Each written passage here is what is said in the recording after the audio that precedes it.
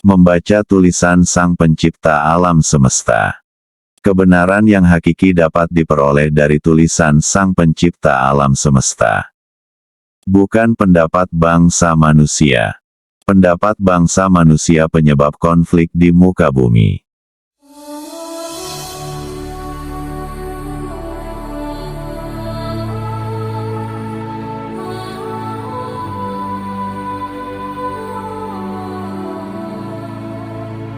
Membaca tulisan Sang Pencipta alam semesta. Kebenaran yang hakiki dapat diperoleh dari tulisan Sang Pencipta alam semesta. Bukan pendapat bangsa manusia. Pendapat bangsa manusia penyebab konflik di muka bumi. Untuk mencari kebenaran yang hakiki dari peninggalan-peninggalan leluhur kita di muka bumi, sangat sulit, karena saksinya sudah tidak ada. Kalau berdasarkan dari batu candi atau prasasti, bisa hilang sebab peristiwa alam seperti gunung meletus, gempa bumi, banjir bandang dan lain-lain. Kalau lewat buku atau kitab bisa rusak karena alam, dan buku itu ditulis oleh orang. Dalam buku itu ada kepentingan penulis buku, jadi kurang objektif. Buku itu hasil olah pikiran, buku itu hasil pendapat, pendapat itu output dari otak, otak itu kandungannya oleh Sang Pencipta alam semesta. 75% unsur keburukan, dan 25% unsur kebenaran. Lihat gambar bagan otak, matahari dan manusia. Kebenaran di sini kebenaran oleh sang penulis sendiri. Orang lain belum tentu mengakui kebenaran itu, karena orang lain punya pendapat sendiri dan menulis buku sendiri. Kalau lewat sejarah dasarnya juga dari prasasti dan lain-lain, tetapi sejarah itu ditulis oleh sang pemenang. Jadi kebenarannya juga belum bisa dijamin, saksi-saksinya sudah tidak ada juga, apalagi peristiwa-peristiwa alam yang terjadi itu sudah ribuan tahun yang lalu. Secara fakta, saat ini pendapat inilah yang menyebabkan konflik di mana-mana, masing-masing orang mengaku kebenarannya sendiri-sendiri, padahal sama-sama tidak bisa membuktikan fakta kebenarannya yang hakiki atas pendapatnya itu. Karena semua hanya berdasarkan buku atau katanya orang, khususnya di negeri kita tercinta ini Indonesia, sesama keyakinan saja konflik, apalagi dengan keyakinan yang lain, mempertahankan kebenarannya masing-masing. Seandainya digambarkan, dalam dunia ini ada 4 orang buta matanya, yang ingin memegang gajah. 4 orang buta itu belum tahu wujud utuhnya gajah. Orang buta pertama, yang terpegang perutnya, lalu berpendapat bahwa gajah itu bulat dan besar. Orang buta kedua, yang terpegang kupingnya, lalu berpendapat bahwa gajah itu lebar dan tipis. Orang buta ketiga, yang terpegang belalainya, lalu berpendapat bahwa gajah itu bulat, sedang, dan ujungnya ada lubangnya. Dan orang buta keempat, yang kepegang ekornya, lalu berpendapat bahwa gajah itu kecil, panjang, bulat ujungnya, ada rambutnya sedikit. Kemudian 4 orang buta itu berkumpul, lalu membicarakan gajah. Masing-masing orang buta berpendapat bahwa yang disebut gajah itu sesuai yang terpegang olehnya. Terjadilah konflik debat seru. Masing-masing orang buta mempertahankan pendapatnya, mencari kebenarannya masing-masing, bahwa yang dimaksud gajah itu sesuai yang terpegangnya. Inilah yang terjadi di negeri kita saat ini.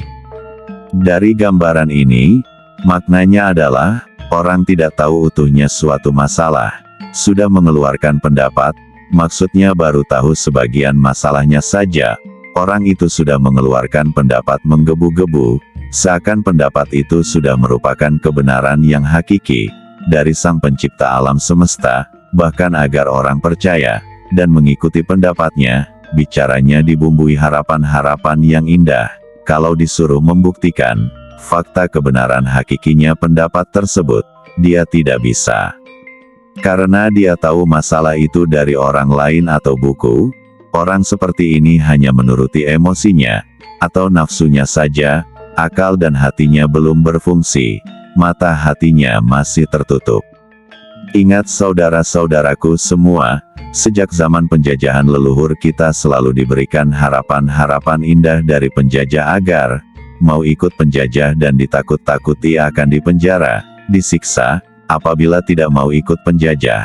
Tapi kenyataannya para leluhur kita tidak mudah terpikat atas harapan-harapan indah itu.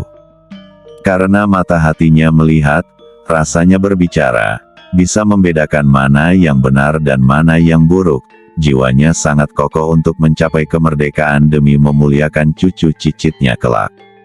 Saudara-saudaraku semua, sebagai generasi penerus seharusnya Anda meneladani perilaku para leluhur kita itu, perilaku yang luhur. Saudara-saudaraku di negeri ini, harusnya bersatu dan bergotong royong mengisi kemerdekaan dengan membangun negeri ini yang telah dimerdekakan oleh para leluhurmu dengan mengorbankan jiwa, raga maupun hartanya, tetapi faktanya saudara-saudaraku hanya mencari kebenaran masing-masing, demi pribadi maupun golongannya, jauh dari perilaku yang luhur untuk kepentingan masyarakat. Aku menghimbau kepada saudara-saudaraku semua, seandainya dirimu ingin menjadi pemimpin, introspeksilah pada dirimu sendiri, wujudku manusia, apakah perilakuku sudah manusia? Jawablah jujur sesuai dengan hatimu, manusia adalah derajat yang tertinggi di hadapan Sang Pencipta alam semesta. Sudahkah derajatmu manusia di hadapan Sang Pencipta alam semesta ini? Dirimu saja menaklukkan dirimu sendiri saja belum bisa. Untuk memanusiakan manusia, dirimu harus manusia dulu. Mata hatimu melihat dan rasamu bicara. Ingat saudara-saudaraku semua, derajat manusia di hadapan Sang Pencipta alam semesta bukan ditentukan oleh keyakinanmu, tetapi perilakumu sehari-hari yang menentukan. Negeri ini bukan sembarang negeri, karena negeri kita ini, Indonesia, ya, Nusantara, cikal bakal peradaban dunia. Aku berpesan kepada saudara-saudaraku semua, percaya itu karena fakta, bukan katanya orang, atau katanya buku. Fakta itu hanya bisa dibuktikan dengan angka, bukan pendapat orang. Saudara-saudaraku di negeri tercinta Indonesia, mudah sekali percaya dengan orang yang hanya menurut bicaranya saja, apalagi apabila diberikan harapan-harapan yang indah. Apalagi orang yang bicara tersebut lebih tua dari saudara-saudaraku semua, langsung dianggap bicaranya itu kebenaran yang hakiki dari Sang Pencipta alam semesta. Akal dan hatimu tertutup, tidak bisa membedakan mana benar mana buruk, hanya emosimu atau nafsumu, kamu turuti saja. Kenapa saudara-saudaraku tidak berani bertanya kepada orang yang bicara tersebut? Mana bukti fakta kebenaran yang hakiki atas bicaranya itu? Contoh bukti fakta kebenaran yang hakiki itu, 2 + 2 sama dengan 4, orang hidup di pelosok bumi manapun menyikapi, 2 + 2 sama dengan 4, kebenaran yang hakiki itu pasti. Kebenaran hakiki itu hanya bisa diperoleh dengan angka, bukan pendapat, bukan buku. Angka adalah awal adanya kehidupan di muka bumi ini. A sama dengan 1, N sama dengan 16, 1 + 16 sama dengan 17 sama dengan 1 + 7 sama dengan 8. 8 ini titik nol di alam semesta ini, lihat gambar bagan nol. GKA, G sama dengan 9, K sama dengan 13 dan A sama dengan 1, 9 + 13 + 1 sama dengan 23 sama dengan 5. 2 sama dengan H, 2 sama dengan hidrogen sama dengan minus sama dengan benar dan 3 sama dengan O2 sama dengan oksigen sama dengan plus sama dengan buruk. Kehidupan itu unsurnya H2O, hidrogen oksida, atau minus dan plus. Saudara-saudaraku menaklukkan musuh itu mudah. Tapi apa saudara-saudaraku sudah bisa menaklukkan dirimu sendiri? Sudahkah mata hatimu melihat? Sudahkah rasamu bicara? Karena bangsa manusia hanya menuruti nafsunya saja, akal dan hatinya tertutup, rasanya tidak bicara, maka bisa menghancurkan dunia ini. Semua orang mencari kebenarannya masing-masing demi kepentingan pribadi maupun golongannya. Kondisi ini terjadi saat ini di seluruh dunia, khususnya negeri kita tercinta Indonesia. energi keburukan yang masuk dalam dirimu sendiri. Ingat saudaraku semua, yang disebut kehidupan itu ada dua energi, hidrogen dan oksigen, atau benar dan buruk. Sang pencipta alam semesta ini menciptakan alam semesta maupun petunjuk-petunjuknya itu pasti. Kebenaran yang hakiki di alam semesta ini hanya dapat diperoleh kalau kita bisa membaca tulisan Sang Pencipta alam semesta. Sang Pencipta alam semesta ini menulis dengan apa? Sang Pencipta alam semesta ini menulis dengan aksara dan angka 1, 2, 3, 4, 5, 6, 7, 8, dan 9, menunjukkan isi alam semesta ini. Alam semesta ini terdiri dari 8 unsur. 1. Bulan. 2. Bintang. 3. Matahari. 4. Air. 5. Lemah. 6. Api. 7. Angin. 8. Mungkal. Kedelapan unsur ini titik nol alam semesta. Titik nol alam semesta sama dengan 8. Dan 9. Manusia. Titik nol manusia. Meninggal sama dengan 8. Lihat gambar bagan meninggal. Dalam masing-masing angka itu ada kandungan dari zat alam semesta ini, sebagai berikut. 1 sama dengan zat, 2 sama dengan roh, 3 sama dengan DNA, 4 sama dengan Adam Hawa, 5 sama dengan kehidupan, 6 sama dengan badan, 7 sama dengan manusia, 8 sama dengan ruh, dan 9 sama dengan orang. Kalau dari ilmu fisika, 1 sama dengan hidrogen, 2 sama dengan H2, 3 sama dengan O2, 4 sama dengan O2, 5 sama dengan HO2, 6 sama dengan energi, 7 sama dengan O2, 8 sama dengan O2, dan 9 sama dengan HO2. Kalau dilihat dari proses terjadinya alam semesta, 1 sama dengan H, 2 sama dengan H2, 3 sama dengan O2, 4 sama dengan O2, 5 sama dengan reaksi fisi, 6 sama dengan energi, 7 sama dengan nuklir, 8 sama dengan reaksi fusi, dan 9 sama dengan fusi. Kalau dilihat dari proses kehidupan, 1 sama dengan Hawa, 2 sama dengan roh, 3 sama dengan Adam, 4 sama dengan hidup, 5 sama dengan kehidupan, 6 sama dengan energi, 7 sama dengan manusia, 8 sama dengan meninggal, dan 9 sama dengan hampa. Kalau dilihat dari terciptanya energi di alam semesta ini, 1 sama dengan energi listrik, 2 sama dengan H2, 3 sama dengan O2, 4 sama dengan listrik, 5 sama dengan reaksi fisi, 6 sama dengan energi, 7 sama dengan nuklir, 8 sama dengan reaksi fusi, dan 9 sama dengan fusi.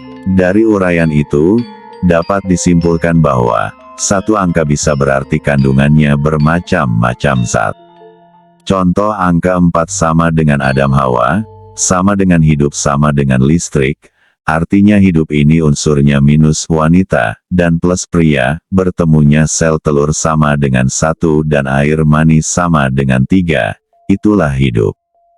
Contoh lain, 8 sama dengan ruh sama dengan meninggal sama dengan reaksi fusi.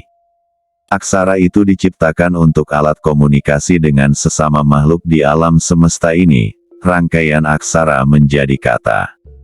Contoh kata, matahari. Untuk memahami tulisan Sang Pencipta alam semesta, aksara dan angka tidak bisa dipisahkan.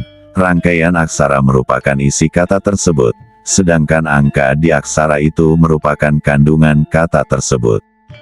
Matahari, lihat gambar bagan matahari. Terdiri 8 aksara, ini merupakan isinya kata matahari. Kandungannya matahari sama dengan 81 sama dengan 9, bahwa di matahari terjadi reaksi fusi sama dengan 8 dan juga terjadi fusi sama dengan 9 sama dengan HO2, hidrogen sama dengan minus dan oksigen sama dengan plus, bersatunya H2 dan O2 atau bersatunya plus dan minus, terciptalah energi panas sama dengan 57 sama dengan 12 sama dengan 3 sama dengan O2. Lihat gambar bagan panas, sinar matahari itulah O2. Ini fakta, bukan katanya buku, bukan katanya orang, tapi kata matahari itu sendiri, dan kenyataannya O2 ini energi untuk hidup di bumi. Karena bangsa manusia tidak bisa membaca tulisan Sang Pencipta alam semesta, lalu tulisan Sang Pencipta alam semesta ini ditafsirkan atau diterjemahkan. Contoh matahari dipahami dari katanya saja, menimbulkan pendapat macam-macam. Pihak satu berpendapat begini, pihak dua berpendapat begitu, pihak lain punya pendapat sendiri. Akhirnya konflik, mempertahankan pendapatnya sendiri-sendiri, mencari kebenarannya sendiri. Sejak tulisan Sang Pencipta alam semesta diterjemahkan atau ditafsirkan, dari situ awal terjadinya konflik pendapat di muka bumi. Masing-masing bangsa manusia mempertahankan pendapatnya, mencari kebenaran masing-masing. Kebenaran yang hakiki hanya dapat diperoleh dari Sang Pencipta alam semesta dengan memahami aksaranya dan angkanya. Kebenaran hakiki itu pasti, sejak sesuatu yang sudah pasti diterjemahkan atau ditafsirkan. Sejak itu terjadinya hingar-bingarnya dunia ini, kebisingan, konflik pendapat, saling mencari kebenaran masing-masing. Akulah paling kuat, akulah paling sempurna. Inilah yang terjadi di negeri kita saat ini. Setelah tahu Sang Pencipta alam semesta menulis dengan aksara dan angka, lalu aksara apa yang digunakan? Aksara Lemuria. Aksara ini terdiri 28 aksara. 2 plus 8 sama dengan 10 sama dengan 1 sama dengan perilaku. Aksara hidupnya A, E, U, I, O, U, sama dengan 7 aksara sama dengan manusia. Lihat gambar bagan manusia. Keberadaan aksara Lemuria zaman peradaban Jawa Dwipo atau peradaban Sundo. Ilmunya Lemuria yaitu ilmu penciptaan energi. Dengan proses nuklir yang basisnya air laut, energinya adalah Yahwa, energi yang tercipta energi listrik. Lihat gambar bagan Jawa Dwipo, Sundo, Lemuria dan Yahwa. Di zaman ini energi hidrogen untuk kehidupannya, energi kebenaran. Jawa Dwipo sama dengan Sundo sama dengan Lemuria sama dengan Yahwa sama dengan titik nol alam semesta. Dari sinilah adanya awal peradaban dunia itu, dari sinilah manusia adanya. Aksara Jawa. Aksara ini terdiri 20 aksara sama dengan 2 sama dengan roh sama dengan H2. Aksara hidupnya A, E, U, I, O, U, sama dengan 7 aksara sama dengan manusia. Aksara Hijayah. Aksara ini terdiri 30 aksara, sama dengan 3 sama dengan O2. Aksara hidupnya A, I, U, sama dengan 3 aksara. Di sini kelemahannya kalau menulis walloh, tidak bisa, karena tidak ada aksara hidup O. Angka 3 itu asalnya dari 1 plus 2 atau 2 plus 1, sudah jelas angka yang membuktikan bahwa cikal bakal peradaban dunia dan aksara, berasal dari Nusantara, ya Indonesia, yaitu zaman Jawa Dwipo atau Sundo. Aksara Latin. Aksara ini terdiri dari 26 aksara, 2 plus 6 sama dengan 8 sama dengan O2, aksara hidupnya, A, E, I, O, U, sama dengan 5 aksara, sama dengan kehidupan. Di aksara Latin aksara hidup, E, dan EU, tidak bisa dibedakan, karena tidak ada tanda yang tegas membedakan. Dari 4 aksara tersebut di atas, kalau digabung sama dengan 1 plus 2 plus 3 plus 8 sama dengan 14 sama dengan 5 sama dengan kehidupan. Dari 4 aksara tersebut yang sempurna adalah aksara Lemuria dan aksara Jawa karena aksara hidupnya ada 7 sama dengan manusia. Jadi Sang Pencipta alam semesta menulis dengan aksara Lemuria dan aksara Jawa. Lihat gambar bagan teori Lemuria.